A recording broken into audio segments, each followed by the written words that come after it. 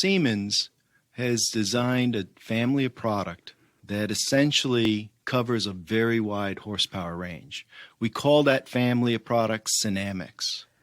And with the forethought that we did with this product, where it's a common family of product ranging from fractional horsepower to several thousands of horsepower in low voltage designs, direct current designs, medium voltage designs.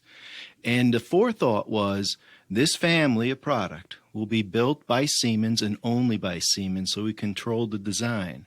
We control then the tools that go with it. It's a common set of tools. We control the programming that goes into the product. For example, if you learn a fractional horsepower drive, how to program it, you all of a sudden know the basis of how you program a higher horsepower drive. Common set of parameter settings.